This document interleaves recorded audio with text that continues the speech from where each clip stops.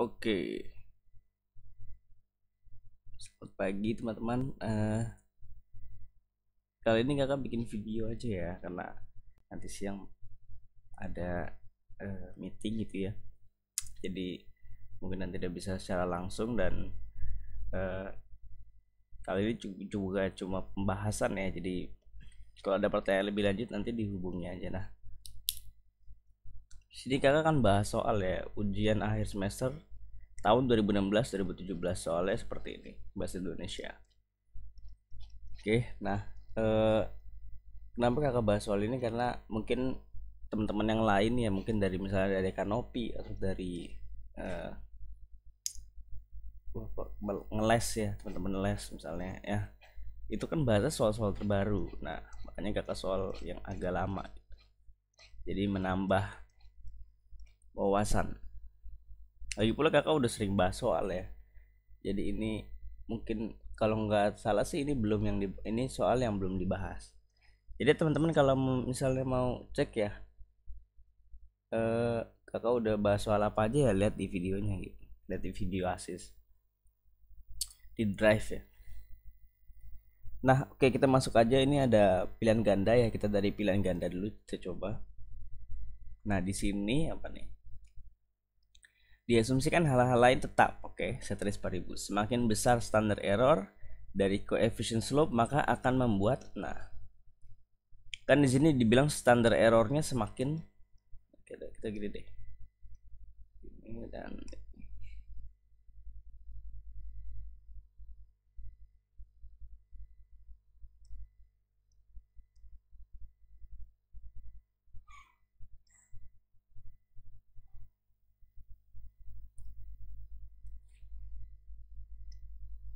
kan dibilang semakin apa, nomor satu ya berarti ya. Diasumsikan hal-hal yang lain tetap. Semakin besar standar error dari coefficient slope maka akan membuat, nah kan kalau kita tahu ya ini nomor satu nih, misalnya taruhlah di T ya, di tes ya, dari ekonometrika itu kan apa, beta 0 dibagi jadi kurang 0 gitu ya, dikurang hypothesized value dibagi dengan standar error dari beta kan gitu. Nah semakin besar standar error dari coefficient slope, jadi ini dia lebih besar, maka apa, kalau ininya tetap ceteris paribus ya, atau semakin besar dia daripada dia, maka t-test akan semakin kecil karena kan ini pembagi. Jadi jawabannya adalah t-test akan semakin kecil, t value ke B ya. Nomor 2, di bawah ini jenis perhitungan statistik apakah yang tidak disusun ke dalam bentuk urutan atau ranking. Oke, yang namanya rank tuh udah pasti ranking ya. Wilcoxon sign rank, Spearman rank, Kruskal-Wallis test ya kita udah bahas. Mann-Whitney U test itu dia apa namanya, Wilcoxon rank sum test ya. Itu Wilcoxon rank sum test, jadi dia juga pakai rank. Jadi yang tidak adalah sign test karena dia pakai sign plus atau negatif, karena dia pakai positif atau negatif. Dia differences, coba kalau dia cuma pakai ini dia cuma tanda. Nomor 3, untuk menyusun 30 day moving average dari harga saham maka kita akan apa, nah kita jawabannya adalah B ya, yang terbaru. Jadi for recent average value, recent average value, jadi average value yang terbaru. Jadi kalau for moving average ya 4 nilai terbaru. Kalau 30 ya 30 nilai terbaru, 12 ya 12 nilai terbaru. Oke, di bawah ini uji manakah yang merupakan jenis uji non parametrik yang menggunakan t-test untuk membandingkan dua populasi yang independen. Nah, kalau dia dependent itu kan Wilcoxon sign rank test. Nah, kalau misalnya independent dia Wilcoxon rank sum test atau disebut sebagai Mann-Whitney U test. Jadi jawabannya adalah C. Nomor 5. Sebenarnya nggak perlu pakai ini ya.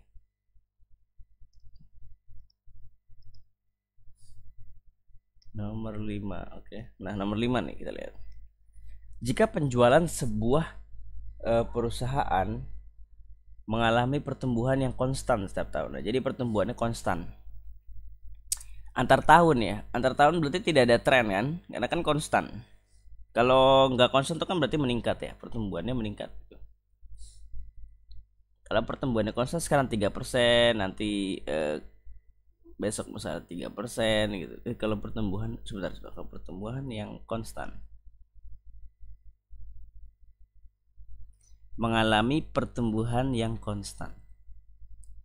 Nah, ini kan mengalami pertumbuhan yang konstan, bukan tidak mengalami pertumbuhan ya. Kalau tidak mengalami pertumbuhan dia tidak punya tren, tapi dia mengalami pertumbuhan yang konstan. Misalnya sekarang 3%, besok 3%, besok lagi 3%-nya lagi. Nah, dia pakai apa? Dia pakai A ya, linear time trend.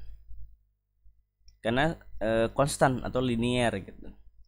Pertumbuhannya linear. Mungkin teman-teman bingung ya. Jadi gini, misalnya ini sekarang tumbuh 3%.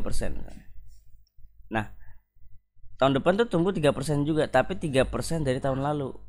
Kan dia tetap meningkat, ya kan? Nah, misalnya dia meningkat juga 3%. Nah, 3% dari tahun lalunya lagi gitu. Jadi, walaupun pertumbuhan sama-sama 3%, tapi 3% dari tahun lalu kan gitu. 3%, 3%, 3%. Ya kan? Gitu.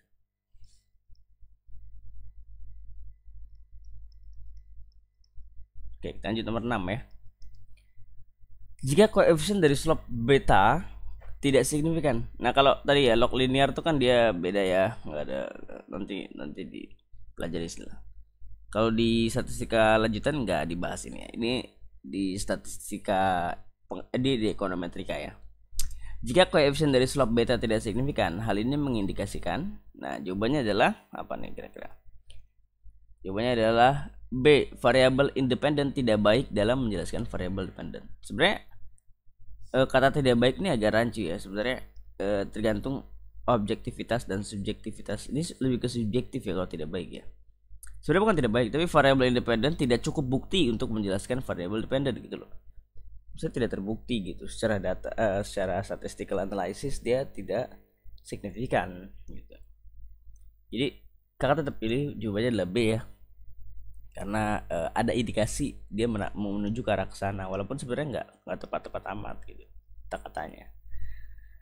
7. Penjualan sebuah perusahaan manufaktur akan berhubungan erat dengan kondisi perekonomian. Apabila perekonomian sedang bagus secara umum, maka penjualan perusahaan tersebut akan baik juga. Penjualan dari perusahaan manufaktur tersebut secara time series akan menunjukkan bla bla bla yang signifikan. Apakah siklus itu ke 1 tahun ya. Jadi antar tahun dia tidak banyak berubah, tidak dibahas. Jadi dia perubahan dalam 1 tahun gitu. Sementara kalau untuk pertumbuhan ekonomi kan antar tahun ya, walaupun dia juga bisa month to month, tapi dia pada dasarnya dia pertumbuhan itu ya antar tahun ya. Tahun ini berapa, tahun depan berapa gitu. Terus juga komponen tak beraturan yang enggak ya, karena bisa dibilang bahwa perekonomian itu memang tidak mudah untuk diprediksi, tapi dia punya tren ya, dia punya tren. Misalnya trennya misalnya gimana, misalnya apakah jangka panjang atau jangka pendek ya. Tapi kalau kita lihat nanti, kita lihat untuk yang selanjutnya. C. Komponen musiman, enggak ya, tentu enggak. Komponen tren bisa jadi ya, komponen tren bisa jadi. Sorry. Kalau seasonal berarti tadi nggak akan maksud tuh siklus itu beda ya, cyclical ya berarti ini ya bahasa Inggrisnya ya. Cyclical ini 2 sampai 3 tahun jangka menengah gitu kan. Nah, kalau musiman ini yang jangka pendek yang kurang dari 1 tahun. Sorry, koreksi ya. Yang semua salah. Waduh. Penjualan dari perusahaan manufaktur itu secara time series akan menunjukkan semua salah yang signifikan. Waduh, kan nggak lucu juga ya. Nah, kemungkinan ya kalau kakak melihat di sini nomor 7 itu kakak akan menjawab sebenarnya berhubungan erat dengan kondisi perekonomian apabila perekonomian sedang bagus. Kalau kakak ya mungkin ini kakak nggak terlalu ini ya, tapi kakak menyarankan kakak akan menjawab A ya, siklus. Karena perekonomian itu kan memang punya siklus ya, apakah dia kontraksi ya kan ekspansi gitu loh. Nanti kalau dia kontraksi suku bunganya berapa gitu kan, counter cyclical. Nah, kadang-kadang kan kalau teman-teman mendengar ya ekonomi itu bukan ekonomi, suku bunga itu kan counter cyclical. Jadi kalau lagi macet atau lagi lagi kontraksi, dia suku bunga yang ekspansif gitu loh. Jadi dia counter cyclical policy. Nomor 8. Dalam sebuah set data, jika X dan Y memiliki korelasi negatif yang kuat, maka diagram scatter akan membentuk. Nah, A, garis horizontal. Tentu tidak ya. Kalau korelasi negatif itu kan begini. Ini kan Y, ini X kan. Negatively correlated itu seperti kan ini positif. Semakin X meningkat, Y meningkat. Nah, kalau negatif itu begini. Semakin X meningkat, Y menurun kan gitu. Kalau semakin Y-nya X yang meningkat, Y-nya malah menurun. Nah, ini negatively correlated. Berarti apa? Horizontal tidak, vertikal tidak. Garis yang turun ke kiri, ini turun ke kanan. Garis yang naik ke kanan, ini naik ke kiri. Semua benar. Nah, ini semua salah ini. Ini semua salah. Dan ini pasti benar ya. Ini rancu nih, garis yang turun ke kiri pasti ada yang salah di antara dua ini. Garis yang turun ke kiri dan garis yang naik ke kanan itu sama. Garis yang turun ke kiri nih begini, dan garis yang naik ke kanan sama, nggak ada beda C dan D dong. Garis yang turun ke kiri dan garis yang naik ke kanan sama. Ini apa gitu. Oke, lanjut ya. Nomor 9. Ini pasti benar nih. Maksud kakak pasti ada yang salah dari soalnya. Ini juga semua salah.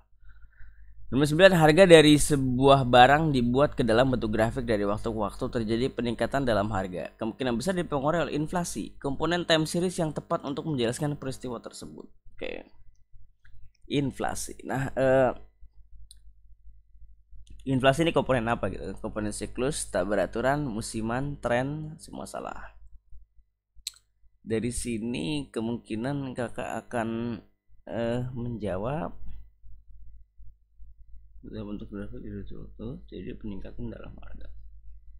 Terjadi peningkatan ya. Kemungkinan besar dipengaruhi oleh inflasi. Dari waktu ke waktu terjadi peningkatan harga. Oke, dari waktu ke waktu dia terjadi peningkatan nih. Jadi dia membahas kemungkinan besar dipengaruhi oleh inflasi. Komponen time series yang menunjukkan peristiwa tersebut adalah inflasi. Itu kan sebenarnya dia itu lebih mungkin ya kalau di Indonesia ya, mungkin di luar negeri ya, sama aja sih, di luar negeri sama. Tapi sebenarnya poinnya di sini sebenarnya kalau inflasi itu ya kemungkinan besar itu dari kalau core-nya gitu ya. Itu secara secara seasonal ya. Maksudnya gimana? Kan kalau misalnya di Natal atau di misalnya Idul Fitri atau Idul Adha itu kan kemungkinan akan terjadi transaksi yang sangat besar. Jadi kemungkinan harga akan meningkat gitu kan. Nah, jadi disinilah kalau kakak menjawab C ya, komponen musiman. Seasonal komponen, atau month to month atau quarter to quarter. Kalau kakak sih menjawab seperti itu. Nomor 10. Itu gimana? Jika koefisien slope dari sebuah regresi ada 2,4 dan standard error dari koefisien pada 0,8,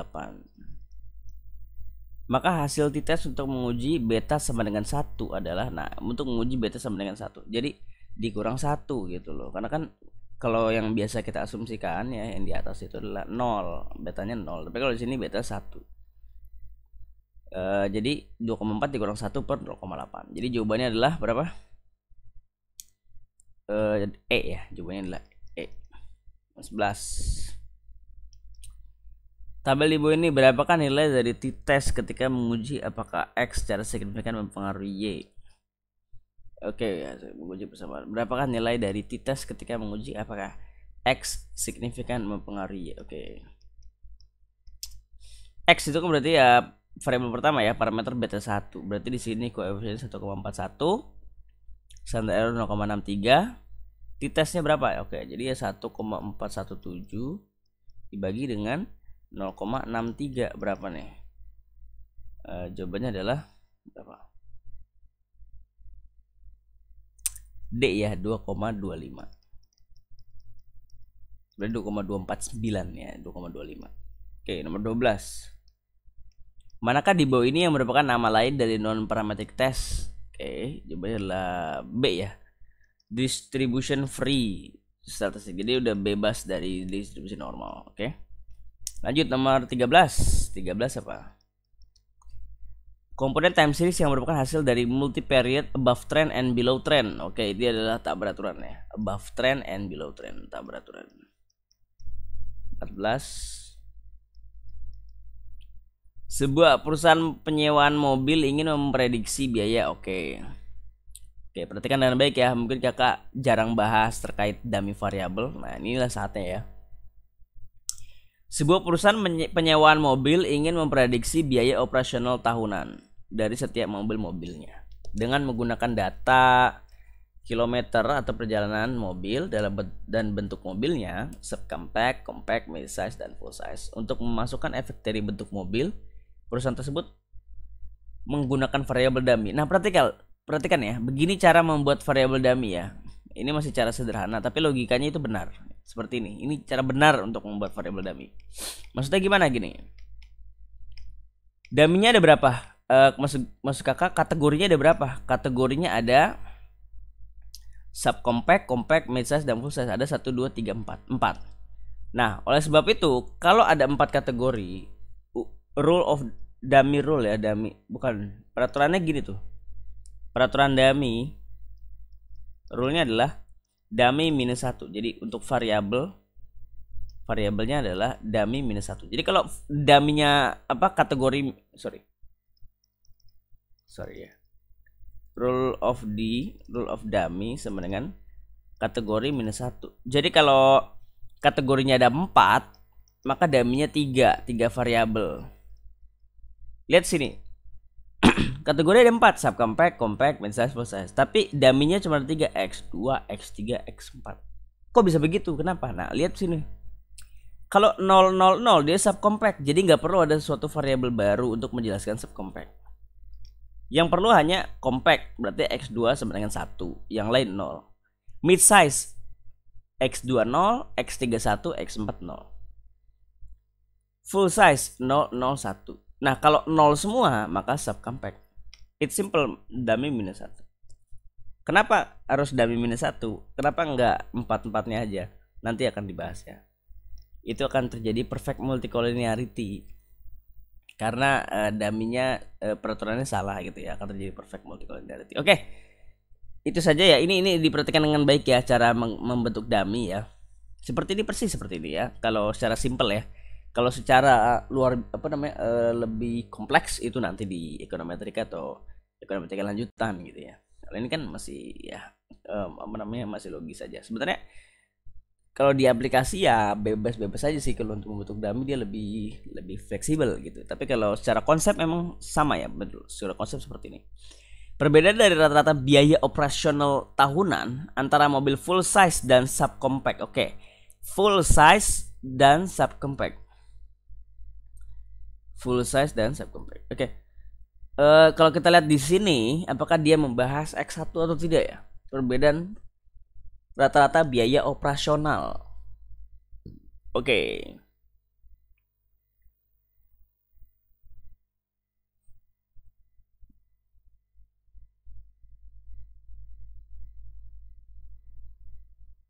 Oke. Nah, jadi di sini ya, kalau kita lihat ya, dia tidak membahas X1 ya. Nah, pada dasarnya X1 juga nggak penting-penting amat ya kalau dalam konteks ini. Perbedaan dari rata-rata biaya operasional tahunan antara full size. Full size apa? X4 ya kan? Full size X4. Subcompact 000. Jadi kalau X4-nya sama dengan 1, maka dia punya full size. Kalau dia cuma beta 0, which is nggak ada X2, X3 dan X4 karena nilainya 0 ya. 0 kali X2 0, 0 kali X3 0, 0 kali X4 0. Berarti dia cuma interceptnya doang. Nah, maka perbedaannya apa? Perbedaannya adalah beta 0 plus beta 4. Jadi jawabannya adalah C. Kenapa? Karena kalau beta 0 doang itu merepresentasikan sub compact. Karena semua nilai variabelnya 0. Sisa cuma beta 0 doang, intercept doang. Kalau teman-teman inget ya di bagian regresi. Oke, lanjut nih, nomor 15. 15 ya. Perhatikan model regresi linear sederhana berikut. Ketika kita menguji apakah X signifikan mempengaruhi Y, bentuk dugaan awal yang benar adalah, dugaan awal yang benar adalah bukan beta. Seperti yang kakak selalu bilang berkali-kali ya, semoga diperhatikan dengan baik gitu ya. Jadi kalau membentuk hypothesize value, dia menggunakan simbol parameter. Jadi bukan simbol sampel seperti B kecil, tapi beta seperti ini. Jadi jawabannya antara A dan B. Tapi pertanyaannya adalah, ketika kita menguji apa X signifikan. Signifikan itu bukan berarti dia harus sama dengan 1, tapi sama dengan 0 dan tidak sama dengan 0. Jadi kalau dia berbeda nilainya dari 0, itu aja sudah signifikan. Jadi jawabannya adalah A. Jadi beta ini bernilai nih gitu. Jadi dia berpengaruh. Kalau beta ini 0, maka X akan bernilai 0 kalau dikalikan dengan beta kan. Tapi kalau X beta ini bukan 0, jadi H0 beta 1 sama dengan 0, beta A-nya HA-nya adalah beta 1 tidak sama dengan 0. Jadi kalau dia tidak sama dengan 0, maka X akan bernilai.